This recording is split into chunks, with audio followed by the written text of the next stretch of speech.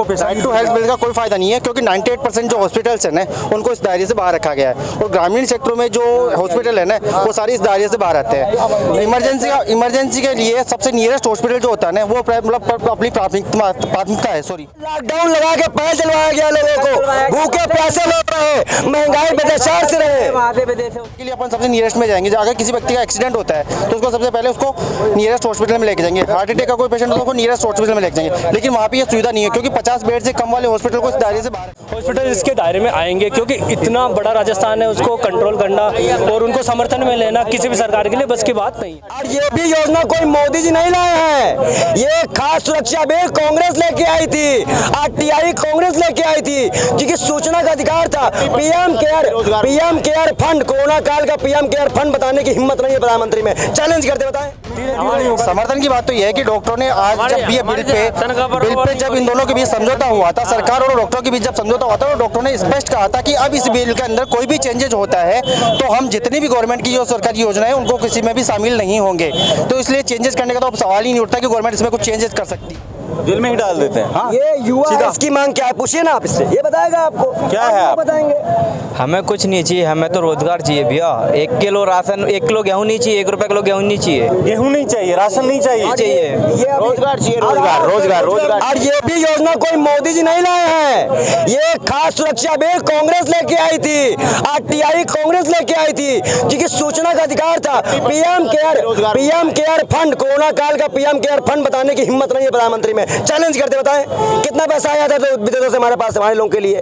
अब आपने ये करे वैक्सीन तब बनाई कब से शुरू हुई हमारे यहाँ पे, जब चुनाव खत्म हो गया, बंगाल का वो दीदी खत्म हो गया, उन्होंने कहा जहां तक देखो मुझे भीड़ ही भीड़ नजर आ रही है। तब कोरोना काल चल रहा था, लोग मर रहे थे और चुनाव रैली कर रहे थे। समझदारी ये है, विदेशों से भर के हवाई जहाज भर के यहाँ पर पेशेंट लाए जा रहे थे और यहाँ से अपने शहर में ही जाने के लिए पैदल जाया जा रहा था। ये चीज सही है क्या भैया? लॉकडाउन लगा के पैर चलवाया गया लोगों को, भूखे प्यासे लोग रहे, महंगाई बेदशार से रहे। विदेशों से वहाँ पे ज्यादा पेशेंट कोरोना। तो आपको मालूम है क्या है? हम एक उसके अंदर बैठ गए तो वो आती है ना अपनी फलोरी, उसके अंदर 25 आदमी फलोरी के अंदर आते हैं क्या? फलोरी के अंदर बैठ के महाराष्ट्र से राजस्थान का हमने सफर तय किया था। देखिए आगामी कुछ महीनों में यहाँ विधानसभा चुनाव होने वाले हैं। अब चलिए जनता की पसंद देखते हैं। कौन जनता की पसंद? अशोक गहलोत। सचिन पायलट नहीं, अशोक गहलोत। कांग्रेस सरकार। कांग्रेस या बीजेपी? भलाई करेगा वही आएगा भैया हमारे लिए। तो मोदी जी करेंगे जो ही होगा, ऐसे तो बात ये भी है। मोदी जी करेंगे जो ही होगा, बैठ दो क्या मशीनों को हटा लेते, वो कर लेते, क्या ऐसी फ्रॉडी चल रही है। सरकार तोड़ देते हैं, सरकार तोड़ देते। जनता की पसंद कांग्रेस, बीजेपी। अडवान बेनीवाल वो क्यों किसान हितैषी नेता है ना वो। अच्छा। युवा में सबसे ज्यादा क्रेज है उनका। तो एक नाम हनुमान बेनीवाल का भी आ रहा है। अच्छा, क्या कांग्रेस ने और क्या क्या काम किया है? हम चाहते हैं युवा पीढ़ी के लिए हनुमान बेनीवाल एक उभरता हुआ चेहरा। अच्छा, कांग्रेस बीजेपी कुछ नहीं, कुछ नहीं, सिर्फ और सिर्फ एक। हनुमान बेनीवाल ने ऐसा क्या किया है? क्या नहीं ये बताओ आप मुझे बताइए ना, 4 काम गिनवाइए उनके। कांग्रेस और बीजेपी को उजागर कर दिया उन्होंने। क्या कुछ किया है कांग्रेस और बीजेपी ने? क्या किया? बंटवारा कर दिया। और क्या किया है? बंटवारा कर दिया। कोई 4 काम उनके महत्वपूर्ण बताइए जो यहाँ की राज्य की जनता के लिए किया है। हमारे क्षेत्र की बात करें बीकानेर जिले की, तो 4 ऐसे कांड हुए हत्याकांड में जहाँ सबसे पहले हनुमान बेनीवाल ही पहुंचा है। वो हनुमान बेनीवाल साहब नहीं पहुंच सके तो उनके कार्यकर्ता पहुंचे हत्याकांड के अंदर, और वो राज आज भी दबा हुआ है। विकास के लिए और क्या क्या किया है उन्होंने? विकास तो जब उनका राज आएगा तब होगा। अपने क्षेत्र में क्या किया? विकास तो राज आएगा तब होगा। राज अपने क्षेत्र में अपने क्षेत्र में कल ये भी बोल देंगे कि मैं मुख्यमंत्री बनूंगा तो और कर दूंगा। उनके 4 काम बताइए ना कि उन्होंने अपने क्षेत्र में सड़कें बनाई। नागौर में वो बताएगा। क्या कह रहे हैं आप? उन्होंने नागौर के अंदर बहुत अच्छा विकास किया हुआ है। आज रोडें देखो, हर गांव में है ना कम से कम 5.5 मीटर की रोडें बनी हुई है। किसानों के लिए कनेक्शन बिजली आज तक उनके एरिया के अंदर किसी किसान का बिल नहीं आ रहा है। अच्छा। सबसे बड़ी बात यह है, इसलिए और युवाओं के अंदर उन्होंने सबसे पहले अग्निवीर योजना में उन्होंने मुद्दा उठाया था, ना कांग्रेस ने उठाया ना बीजेपी ने उठाया। आज सबसे ज्यादा बेरोजगार कौन है? युवा है। दूसरे पीड़ित लोग किसान वर्ग हैं।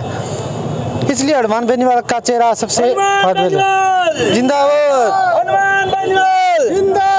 हनुमान बंगाल लगाने से नहीं है। नाम तो नारे से चलता है, और बोलो क्या बोलना है मेरे को। कांग्रेस ने क्या किया? हम 6 साल से ऐसे धक्के खाते फिरते हैं, काम करते हैं, रात के स्टेशन पे सो जाते हैं, वो पुलिस वाले छीन लेते हैं। कांग्रेस ने क्या क्या हमारे लिए?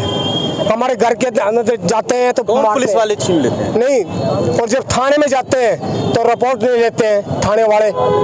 क्यों? वो डंडे मार के बाहर निकाल देते हैं। कांग्रेस ने क्या किया गरीब के लिए? कांग्रेस कुछ भी नहीं है, मुर्दाबाद है। गहलोत मुर्दाबाद।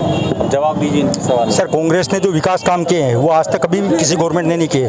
एक आम जनता गरीब लोगों के लिए 25 लाख रुपए तक का निःशुल्क इलाज किसी भी हॉस्पिटल। गरीब के लिए कुछ नहीं किया। आज 25 लाख रुपए गरीब के लिए किया है। गरीब के लिए किया है कांग्रेस ने। कुछ नहीं, कांग्रेस ने गरीब के लिए बहुत कुछ किया है। रेप करने वालों के लिए अगर कोई रैली निकाल सकता है, रेप करने वालों के लिए कोई रैली निकाल सकता है तो वो भाजपा ही है, कोई और नहीं कर सकता ये काम। भाजपा ने, कांग्रेस का नेता भी करोड़ीलाल मीणा, उसने कांग्रेस के लिए क्या नहीं किया बताओ? अभी तो मेरी बात सुनो, कांग्रेस छोड़ के बीजेपी में है वो, लेकिन कांग्रेस के लिए जो कह रहे हैं कांग्रेस ने क्या किया? क्या हमारे लिए कुछ भी नहीं किया। ये जब पैदा हुए कांग्रेस के राज में ही पैदा हुए हैं। इनके सामने ये सब बना है। आप ये बताइए, 10 साल पहले भाजपा आई है, भाजपा 3 बार सत्ता में रही है, एक बार अटल जी की और 2 बार मोदी जी की। अब कौन बना के गया? और अडानी जो बेचा क्या जा रहा है भाई? तेल का कुआं अडानी, दवाई संस्था अडानी, हथियारपुरा अडानी। तो क्या है कि जब जो बेचा जा रहा है इनके सामने बना नहीं रहा, बेचा गया है। अगर ये कहें कांग्रेस ने क्या किया तो बड़ी आश्चर्य की बात है। ये तो आश्चर्य की बात है। दिन भर कमा के लाते हैं। राजस्थानी ऐसा अकेला स्टेट है जिसने इलाज के लिए बिल लेके आया, राइट टू हेल्थ बिल। पहला स्टेट है ये।